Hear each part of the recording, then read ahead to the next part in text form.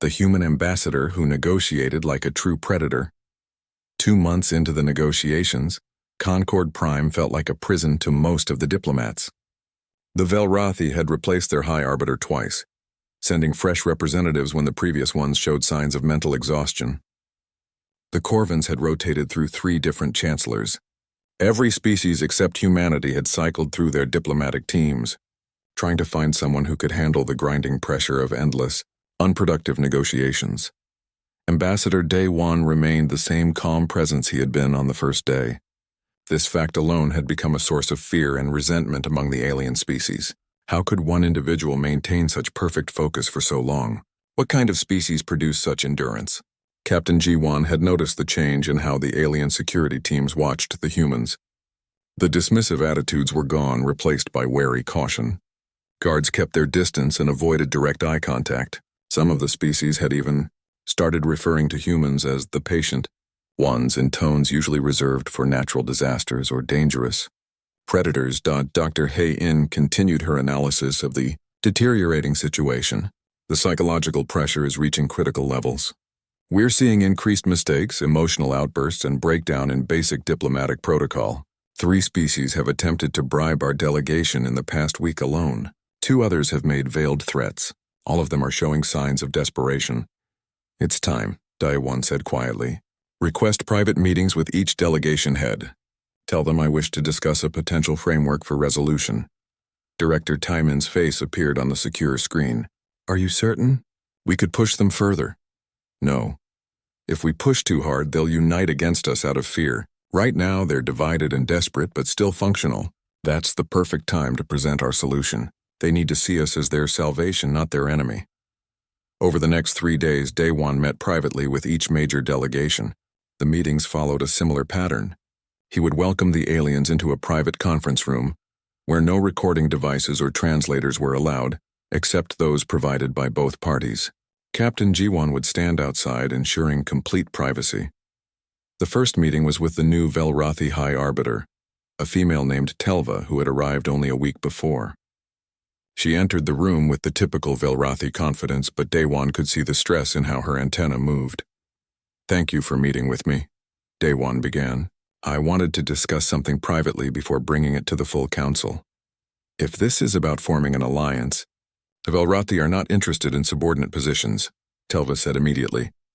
I'm not offering an alliance. I'm offering information. Day-One activated his tablet.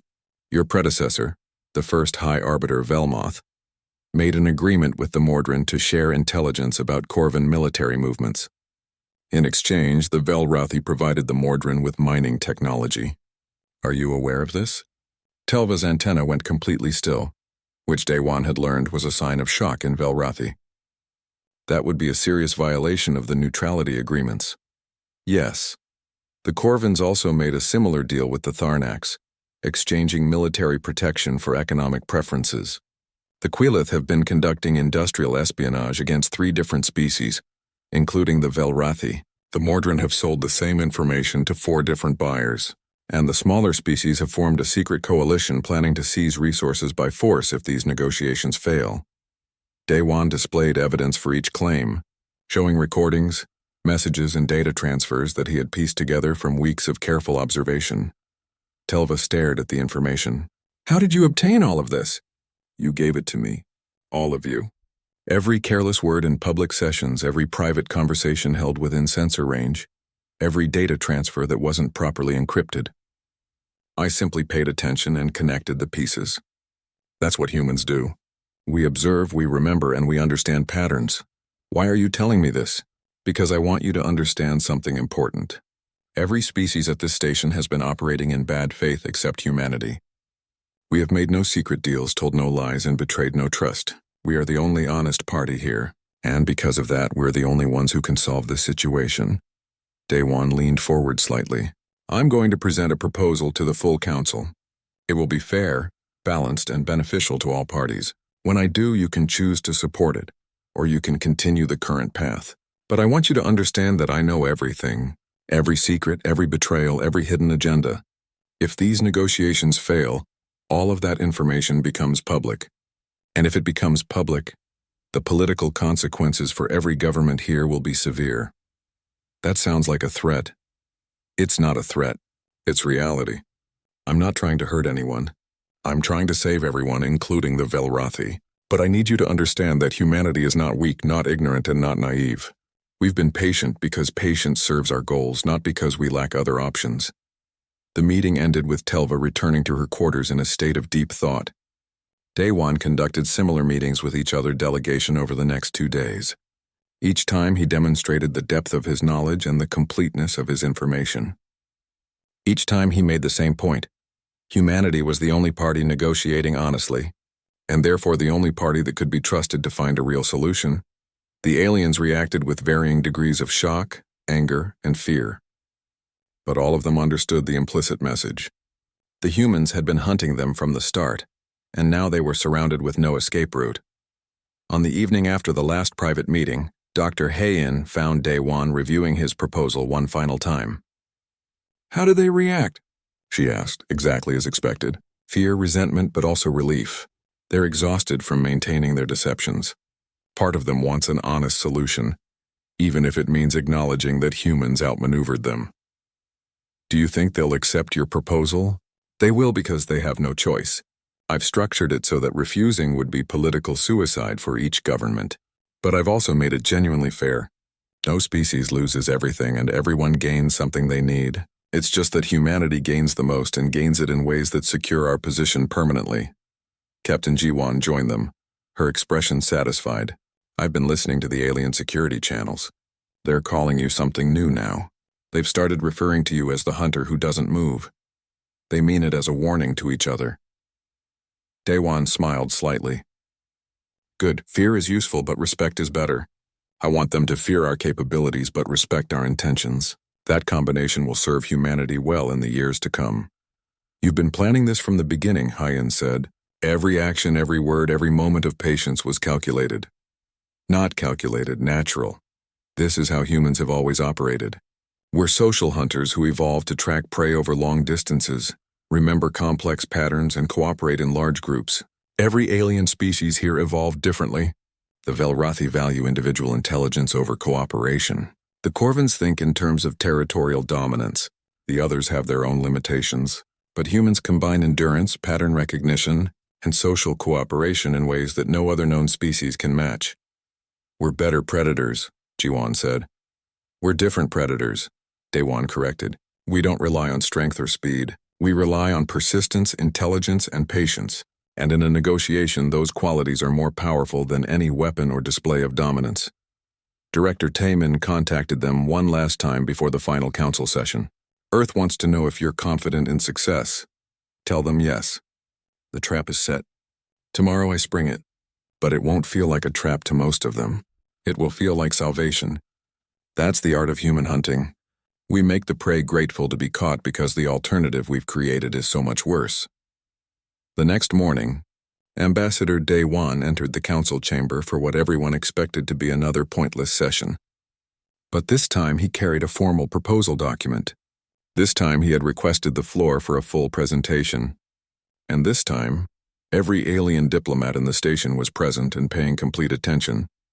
The quiet human who had spent 2 months simply watching and listening was finally ready to speak. And the aliens, exhausted and desperate and surrounded by the consequences of their own deceptions, had no choice but to listen to what the human predator had to say.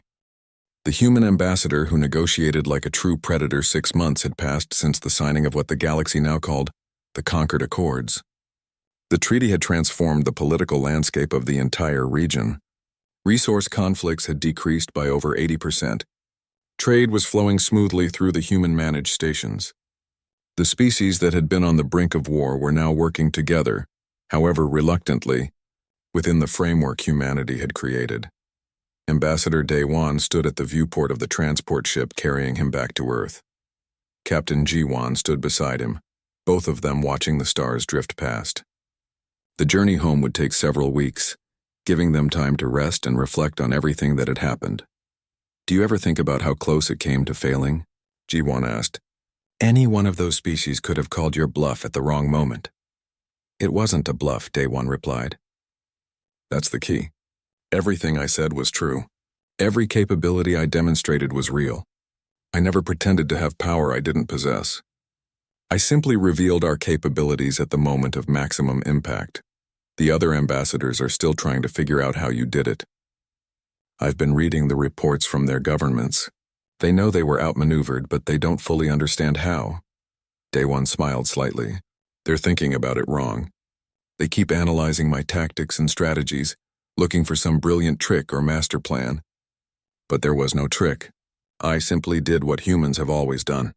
I observed carefully, learned from what I saw, adapted my approach based on new information, and persisted until I succeeded.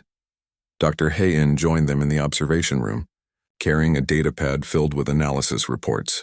The xenopsychology community on Earth is fascinated by what happened. They want to know if your approach can be taught to other diplomats or if it was unique to this situation. It can be taught, but it requires understanding why it works, Day One said. Humans evolved as persistence hunters. Our ancestors couldn't outrun prey animals or overpower them with strength. Instead, they followed prey for hours or even days, tracking them until the animals collapsed from exhaustion. That's not just physical endurance, it's mental endurance. The ability to maintain focus, remember details, and keep pursuing a goal even when immediate success seems impossible. So you treated the negotiations like a persistence hunt, Hayin said. Exactly. I watched the other species exhaust themselves with their dominance displays and complex schemes. I let them tire themselves out while humanity remained patient and observant. When they were mentally and emotionally depleted, I presented a solution that seemed like salvation because they were desperate for any resolution. G1 laughed softly. The funny thing is, they actually did better under your treaty than they would have if they'd won through their own methods. The Velrothi got guaranteed access to the intellectual resources they needed. The Corvins maintained their military honor while gaining economic benefits. Everyone won something real. That's the other key to human success, Day One said. We're social hunters. We evolved in groups where cooperation was more valuable than individual dominance. When humans make a deal, we think long-term. We want stable relationships that benefit everyone. Because that's how we survived for millions of years. Most of these alien species evolved differently. They think in terms of immediate dominance, territorial control, and zero-sum competition. Dr. Hayin nodded thoughtfully. Your treaty forced them to adopt a more human approach to relationships. Mutual benefit instead of dominance. Long-term stability instead of short-term gains. Cooperation instead of competition. And they're better off for it even if they don't fully realize it yet. Director Tayman's face appeared on a communication screen. He was calling from Earth with news. Ambassador, I wanted to inform you before it becomes public. 3 other regions of space have requested human mediators for their diplomatic disputes. The Concord Accords are being studied by governments across the galaxy. Humanity's reputation has changed dramatically in just 6 months. What kind of reputation? Day One asked. Dangerous but fair. Intelligent but patient. Weak in physical strength but powerful in strategic thinking. The galaxy is learning that humans are a new kind of player in galactic politics. Some species are afraid of us now. Others want to form alliances. But all of them respect us in ways they didn't before. That's exactly what we needed. Respect opens doors that fear or weakness cannot. Tayman hesitated before continuing. There's something else. The intelligence services have been analyzing communication intercepts from various alien governments. They're having internal debates about the human problem. They're trying to decide whether humanity is a threat that needs to be contained or a partner that should be cultivated. Let them debate, Day One said calmly. As long as they're debating, they're not taking action. And the longer they wait, the more integrated humanity becomes in the galactic economy and political system. Eventually, containing us will become impossible because we'll be too essential to galactic stability. You're thinking decades ahead. Of course. That's what humans do. We don't just win immediate conflicts, we position ourselves for long-term success. In 10 years, human trade stations will be handling a significant percentage of galactic commerce. In 20 years, human arbitration services will be settling most major disputes. In 50 years, humanity will be so deeply integrated into galactic civilization that no one will remember a time when we weren't a major power. Captain G1 looked at Daiwan with new understanding. The Concord Accords weren't the end goal. They were just the first step, exactly. Every successful hunt begins with positioning yourself correctly. We've positioned humanity perfectly. Now we simply need to maintain our approach: patience, honesty, intelligence, and persistence. The transport ship continued its journey toward Earth.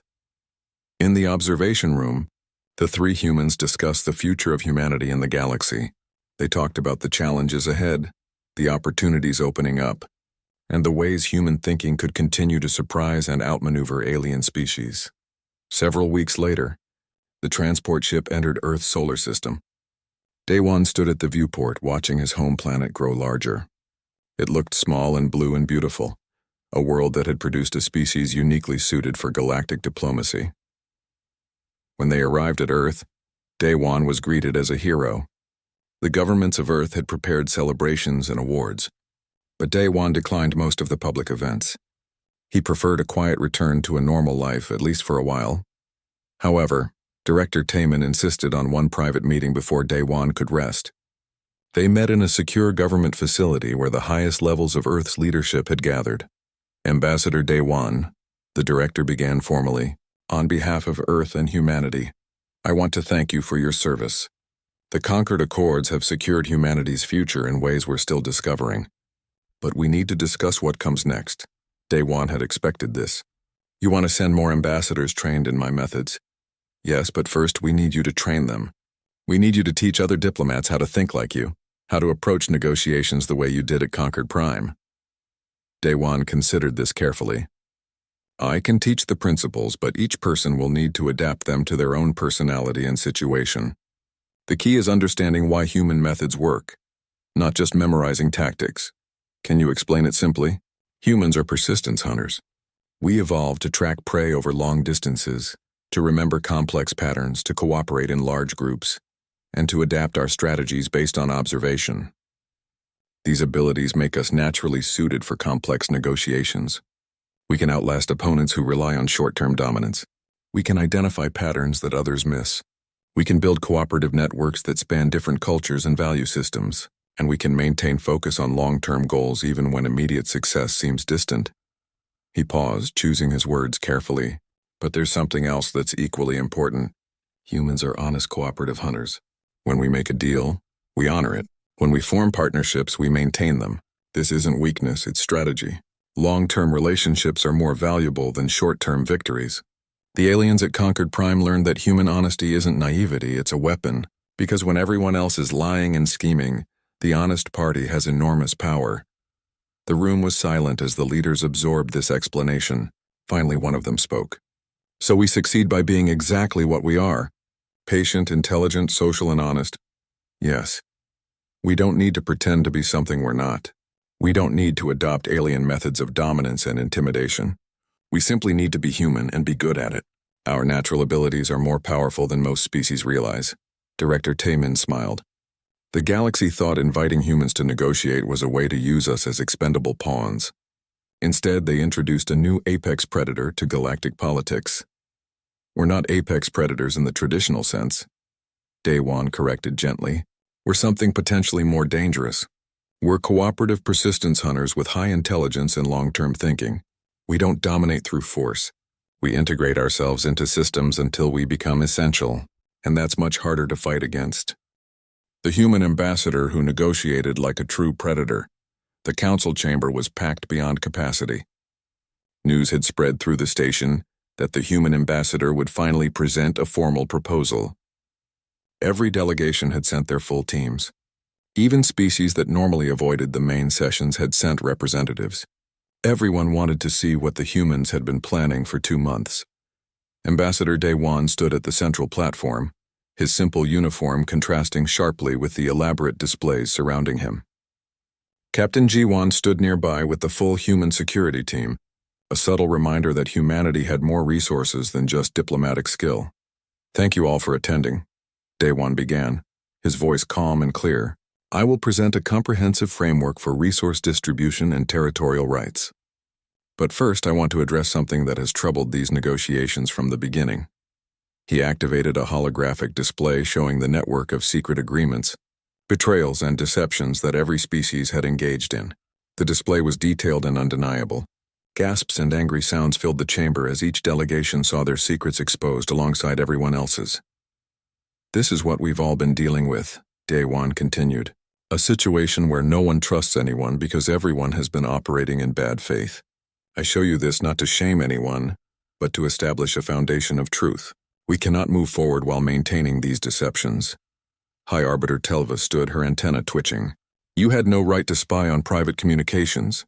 I didn't spy, I observed. Everything you see here came from careless statements in public sessions, poorly encrypted transmissions, and obvious patterns of behavior. The problem isn't that humans are unusually skilled at intelligence gathering. The problem is that all of you became so focused on your schemes that you forgot basic security protocols. Chancellor Borthak, the newest Corvin representative, growled, but said nothing. He had been briefed about Daewon's capabilities and knew that challenging him would only make things worse. Daewon deactivated the display. Now let's discuss solutions. Humanity has developed a proposal that addresses every major concern raised during these negotiations. Dr. Kyung-mi will present the economic framework. A woman stepped forward from the human delegation. Kyung-mi was an economic specialist who had been working with Director Tai-min on Earth to develop the treaty details. She activated a new holographic display showing resource distribution models. The core problem is simple, Kyung-mi began. 7 species competing for limited resources in overlapping territories. Traditional solutions involve dividing resources equally or assigning them based on power. Both approaches fail because they don't account for actual needs or capabilities. She manipulated the hologram, showing different colored streams representing resource flows. Our proposal creates a mediated market system. Each species receives guaranteed access to the resources they need most, not based on political power, but on economic necessity and technical capability. Species that can efficiently process certain resources get priority access to those resources. In exchange, they provide processed goods to species that need them. And who mediates this market? Asked the Tharnax delegate. Humanity. We establish trade stations in neutral zones. All transactions flow through these stations, ensuring fair prices and preventing monopolies. We also provide security for the trade routes and arbitration for disputes. The chamber erupted in protests. Several species shouted at once, accusing humanity of trying to control everything. Daewon waited patiently for the noise to die down before speaking. You can reject this proposal. You have that right. But consider your alternatives. You can continue these negotiations for another year with no resolution. You can go to war with each other, destroying your economies and populations. Or you can accept a system where everyone gets what they need. Humanity takes responsibility for maintaining order, and the galaxy moves toward stability instead of chaos. Why should we trust humans with this power? Borthak demanded. Because we're the only ones who haven't lied to you, Daewon replied simply. In 2 months of negotiations, humanity has made no secret deals, no false promises, and no betrayals. We are the only party here with clean hands. More importantly, we have no competing territorial claims with any of you. We don't want your mining rights or your agricultural worlds. We want stability, because stability is good for trade, and trade is how humanity prospers. Dr. Hay-In stepped forward to address the psychological aspects. I've studied each of your species extensively. The Velrothi value intellectual achievement. The Corvins value strength and honor. The Tharnax value harmony.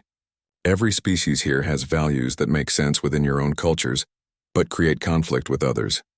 Humans evolved as cooperative hunters and traders. We're naturally suited to mediate between different value systems because we understand and respect multiple perspectives. The debate continued for hours.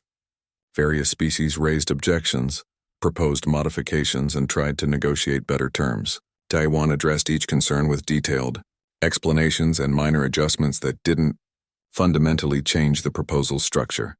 Then Chancellor Borthak stood and made one final attempt at intimidation. And if we simply refuse? What if the Corvins take what we want by force? Your trade stations cannot stop a military fleet. The chamber fell silent. This was the crucial moment. Either humanity would back down, or they would reveal whether they had real power behind their diplomatic maneuvering. Daewon smiled slightly. Captain Jiwon, please signal Admiral Sung-ho. Jiwon activated her communication device. Admiral, please decloak the fleet. On the main viewing screen, the empty space around Concord Prime suddenly filled with ships. Dozens of human vessels appeared, their stealth systems deactivating simultaneously. They had been there the entire time, invisible and undetected, surrounding the station in a perfect defensive formation. The alien delegates stared in shock. The human ships weren't particularly large or impressive looking, but the fact that they had been hiding in plain sight for weeks was terrifying. What other capabilities did humanity possess? A man's face appeared on the screen. Admiral Sung-ho was an older military commander with sharp eyes and a professional demeanor. Ambassador Daewon, the fleet is at your disposal. Shall I maintain current position? Yes, Admiral. We're simply demonstrating to our colleagues that humanity takes security seriously. Please remain on standby. The Admiral nodded and the transmission ended. Daewon turned back to face the stunned alien diplomats. I want to be very clear about something. That fleet is not here to threaten anyone. It's here to protect the trade routes and stations that our proposal will establish. But it also demonstrates that humanity is not weak or helpless. We have advanced technology, including stealth systems that apparently work very well. We have military capabilities if needed, but we prefer to use those capabilities for protection and peacekeeping, not conquest. He paused, letting that sink in. Now, Chancellor Borthak asked what happens if the Corvins take what they want by force. The answer is simple. You would have to fight not just your intended victims, but also humanity, and any species that joins our security framework. Is that a war you want? Borthak sat down slowly, his aggressive posture deflating. He had wanted to maintain Corvin dominance through intimidation, but he had just learned that humans could play the intimidation game far better, while maintaining their diplomatic facade. Over the next several hours, the reality of the situation became clear to everyone in the chamber. Humanity had outmaneuvered them completely. The humans had demonstrated superior intelligence gathering, longer endurance, better strategic planning, and surprising military capability. They had done all of this while maintaining a position of apparent weakness and honesty. The trap was perfect. Each species could refuse the proposal, but doing so meant returning to the chaos and potential war they were desperate to avoid. They could accept the proposal and gain stability, resources, and economic benefits, but they would have to acknowledge humanity's central role in galactic trade and politics. One by one, the delegations requested private time to consult with their home governments. Daewon granted each request graciously, knowing that the consultations would only confirm what everyone already understood. Humanity had won. That evening, Dr. Kyungmi found Daewon reviewing the day's events. They're going to accept, she said. The preliminary reports from their governments are all moving toward acceptance, even if some are doing it reluctantly. Good. Make sure the final treaty language is ironclad but fair. I want no loopholes that could be exploited, but also no terms that could be seen as overly punitive. How does it feel? Kyungmi asked. You spent 2 months executing one of the most complex diplomatic maneuvers in human history. Daewon considered the question. It feels like the beginning, not the end.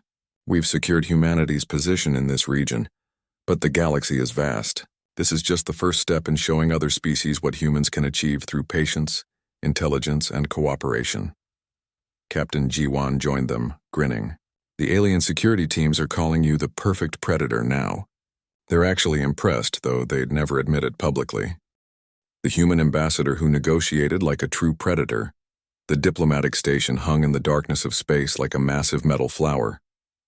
Concord Prime was the largest neutral meeting place in this part of the galaxy. 7 different alien civilizations had built it together many years ago, back when they still believed in cooperation.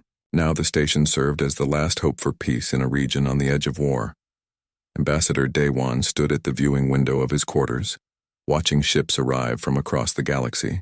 Each vessel was more impressive than the last. The Velrathi brought their bioships that looked like living creatures.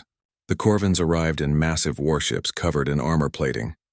The other species each made their own dramatic entrance, showing off their power and technology. The human transport ship looked small and plain by comparison. Daewon smiled slightly at this. Let them think humans were weak and unimpressive. It would make everything easier. Captain Jiwan entered the room without making a sound. She had been a Special Forces operative before becoming a security officer, and old habits remained strong. Her eyes constantly scanned for threats, even here in their temporary home. The first session starts in 2 hours, Jiwan said. I've reviewed the security arrangements. The station has multiple redundancies, but I don't trust any of them. Our people will maintain a close perimeter. Daewon turned from the window. He was an average-looking man in his middle years with calm eyes that missed nothing. Good. But remember, we're here to observe more than to protect. Watch everything. Record everything. I need to understand how each species communicates, Ji-won nodded. She had worked with Daewon long enough to know that he approached problems differently than most people. While other diplomats prepared speeches and demands, Daewon prepared to listen and learn. The council chamber was enormous. It had been designed to accommodate the different environmental needs of multiple species. The Velrothi High Arbiter Velmoth occupied a section with higher humidity and warmer temperatures. His insectoid body gleamed under the specialized lighting. Multiple compound eyes studied everything with an air of superior intelligence. Chancellor Borthak of the Corvins dominated another section. He was a massive reptilian creature, easily 3 times the size of a human. His scales were deep green and covered in ceremonial markings that indicated his military victories. He radiated aggression and territorial dominance. The other species were equally impressive in their own ways. The Tharnax delegation had brought pheromone projectors to influence the emotional states of other species. The Quillith used subtle psychic pressure to make others uncomfortable. The Mordrin had technology that created low-frequency sounds designed to trigger anxiety in most carbon-based life forms. Daewon entered the chamber with Ji-won and 2 other human aides. They wore simple diplomatic uniforms with no decorations or displays of power. Several alien diplomats made dismissive gestures when they saw the humans. One even laughed, a sound like rocks grinding together. The session began with each species presenting their grievances and demands. The Velrothi spoke first, using their translation devices to convert their complex clicking language into something others could understand. Velmoth gave a long speech about intellectual superiority and the rights of advanced civilizations to control resources. The message was clear. The Velrothi believed they deserved more than everyone else because they were smarter. Borthak responded by standing to his full, impressive height. He didn't give a speech. Instead, he released a chemical signal that made the air smell like fresh blood and distant thunder. It was a territorial warning understood by most predator species. His meaning was equally clear. The Corvins would take what they wanted by force if necessary. The other species followed with their own displays. The Tharnax flooded the room with pheromones meant to create fear. The Quillith increased their psychic pressure until several delegates looked visibly uncomfortable. The Mordrin cranked up their sound generators. Through it all, Daewon sat quietly in the human delegation area. He had a small tablet in his hands and he appeared to be taking notes. His face showed mild interest, but no fear, no anger, no response to any of the intimidation tactics being used around him. Ji-won stood behind him, also unmoved. The other humans in the delegation maintained calm expressions. The alien species began to notice this lack of reaction. Several delegates stared at the humans, increasing the intensity of their displays. Nothing changed. The humans simply sat there watching and listening. When the session leader finally called on the human delegation to present their position, Daewon stood slowly. The entire chamber fell silent. Every species wanted to see how these newcomers would respond to the overwhelming show of force they had just witnessed. Daewon looked around the chamber, making brief eye contact with each major delegation. Then he spoke in a calm, clear voice. "Thank you for allowing humanity to participate in these discussions. We are new to galactic politics and have much to learn. Today we have learned a great deal simply by listening. We would like to continue listening and learning before we present any formal position. With your permission, we will observe for now." The chamber erupted in confusion. Several species began talking at once. This was not how diplomatic negotiations worked. Every species was supposed to stake their claim, make their demands show their strength. The humans were doing none of these things. Velmoth's translator clicked rapidly. "This is either cowardice or incompetence. The humans waste our time," Borthak growled in agreement. "They are too weak to even make demands. Why are they here?" The session leader, a crystalline being named Quartel, seemed uncertain how to proceed. Finally, the session was called to an end for the day. Each species returned to their quarters, most of them dismissing the humans as irrelevant. Only a few individuals took note of something strange. The humans had not reacted to any of the biological or technological intimidation. They had not shown fear, anger, or submission. They had simply observed with calm attention as if the impressive displays meant nothing to them. That evening, Jiwan found Daewon in his quarters. He had the recordings of the entire session displayed on multiple screens. He was watching them over and over, sometimes slowing them down or zooming in on particular individuals. "What are you looking for?" Jiwan asked. "Everything," Daewon replied. "Watch how Velmoth's antenna twitch when Borthak challenges him. See how the Tharnax diplomat looks at the Quelith representative. Notice which species avoid eye contact with each other. Every gesture, every reaction, every moment of hesitation tells me something about their relationships, their fears, their plans." Jiwan watched the screens with new understanding. "You're not here to negotiate. You're here to hunt." Daewon smiled slightly. "I'm here to understand. But yes, Captain, you could say that. Our ancestors survived by watching prey animals for days or weeks before the hunt. They learned every habit, every pattern, every weakness. Only then did they strike. We have time. Let's use it the way humans have always used time." "By being patient," Jiwan said. "Exactly. These species think in terms of immediate dominance and quick victories. They've already shown us everything they have in one day. Now we begin the real work of learning who they truly are beneath all the displays and threats. And then, when we understand them completely, we'll know exactly how to get what humanity needs from these negotiations." On the screens, the alien diplomats postured and threatened, unaware that they were being studied by a species that had spent millions of years perfecting the art of patient observation. The hunt had begun, even if the prey didn't know it yet. The human ambassador who negotiated like a true predator. 3 weeks had passed since the first council session. In that time, the diplomatic situation had become worse instead of better. The 7 alien civilizations were locked in an endless cycle of accusations, temporary alliances, and betrayals. Each day brought new proposals that were immediately rejected. Each night brought secret meetings where species plotted against each other. Through it all, Ambassador Daewon attended every single session. He arrived early each morning and stayed late into the evening. The sessions often lasted 12 or 15 hours, with the alien diplomats taking turns resting in their quarters. But whenever someone returned to the chamber, Daewon was there, still sitting in the same spot, still taking his notes. Dr. Hei-In, the human xenopsychologist, joined the delegation in the second week. She was a specialist in alien behavior patterns and had studied every known species in the galaxy. She spent her time analyzing the data Daewon collected, looking for patterns and weaknesses. "The Velrothi are showing signs of stress," she told Daewon during a brief break. "Their antenna movements are becoming more erratic. They're not sleeping well. The constant negotiations are wearing them down." Daewon nodded, making a note on his tablet. "What about the Corvins?" "Borthak is increasingly aggressive, but it's defensive aggression, not offensive. He's worried. His empire controls the mining rights everyone wants, but maintaining that control requires constant vigilance. He hasn't left this station in 3 weeks. That means problems back home that he can't address while he's here." "Good, what else?" Heian pulled up more data. "The Tharnax and Quelith have formed an alliance, but it's fragile. They don't trust each other. The Mordrin are playing both sides, feeding information to multiple parties, and the smaller species are getting desperate. They need a resolution soon or their economies will collapse." Director Taemin joined the conversation through a secure communication channel from Earth. His face appeared on a private screen. "We're tracking all their supply lines and communication patterns. Several species are running low on critical resources. Time is on our side." Captain Jiwan entered the room carrying food and water. "You need to eat, Ambassador. You've been in session for 16 hours. "I will eat while I review the recordings," Daewon replied. "Have you noticed anything unusual?"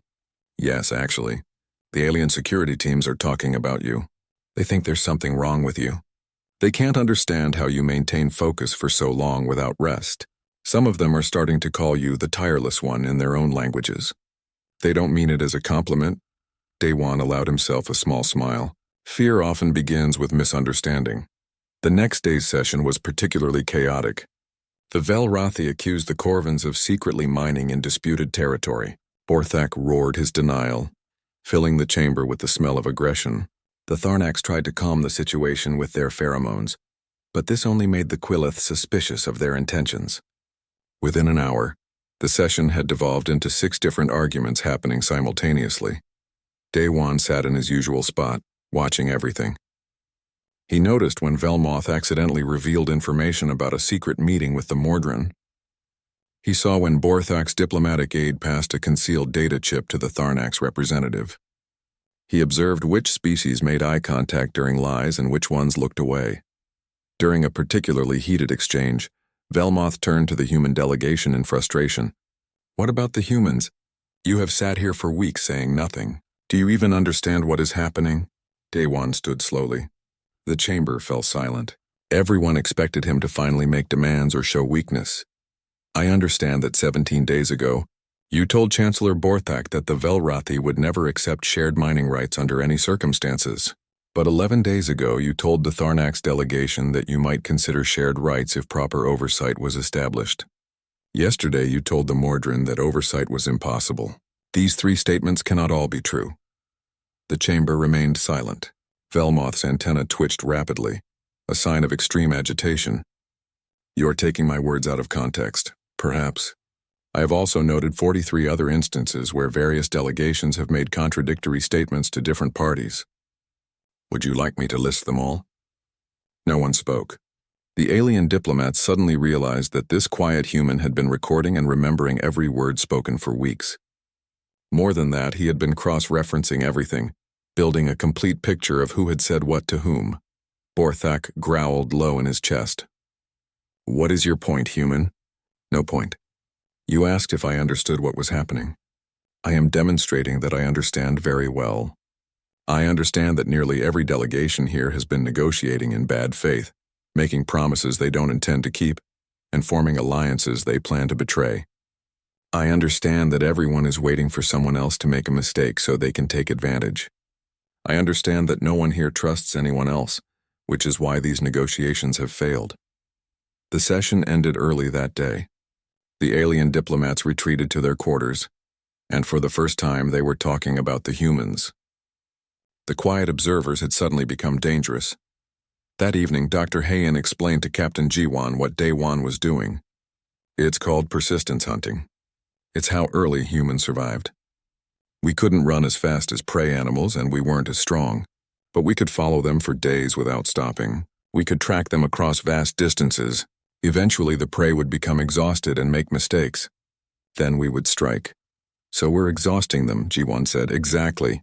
Daewon's constant presence, his perfect memory, his endless patience, it's all psychological pressure. These species are used to quick dominance displays and rapid negotiations. They're not built for this kind of long, grinding process. They're making more and more mistakes as they tire. And we're recording all of those mistakes," Hayen nodded. "Every single one. When Daewon finally makes his move, he'll have complete leverage over everyone at this table." As the fourth week began, the cracks in the alien alliances became wider. The Tharnax and Quillith had a public argument over resource sharing. The Mordrin were caught passing information to multiple parties and were no longer trusted by anyone. The smaller species were becoming desperate, reaching out to the human delegation for private conversations. Daewon accepted these private meetings. In each one, he listened more than he spoke. He asked simple questions that forced the aliens to reveal their true positions. He never made threats or promises. He simply gathered more and more information. Director Taman watched from Earth with satisfaction. "The other human governments are asking when you'll make your move. They're getting impatient. Tell them to be patient," Daewon replied. "We have time. Our biology gives us an advantage these species don't understand. We can maintain focus and energy levels that would exhaust most of them. We can process complex social relationships better than species that evolved with simpler pack structures. We can wait, how much longer? Until they realize they need us more than we need them. Until they understand that humanity is the only party here negotiating honestly and in good faith. Until they're so exhausted and paranoid that our simple, fair proposal will look like salvation. We're not quite there yet, but we're close." In the council chamber, another long session dragged into its 15th hour. Half the alien diplomats had already retreated to rest. The ones who remained were showing obvious signs of fatigue and stress. Velmoth's antenna drooped. Borthak's aggressive displays had become routine and tired. Even the Tharnax had stopped using their pheromone projectors constantly. But in the human delegation area, Ambassador Daewon sat with the same calm attention he had shown on day one. His eyes were clear. His notes were detailed. He showed no signs of the weeks of constant grinding negotiation, and the aliens were beginning to fear him. Not because he had threatened them or shown strength, but because he was still there, still watching, still remembering everything, while they grew weaker and more desperate each day. The persistence hunt was working exactly as planned. The prey was tiring. Soon it would be time for the human predator to make his move.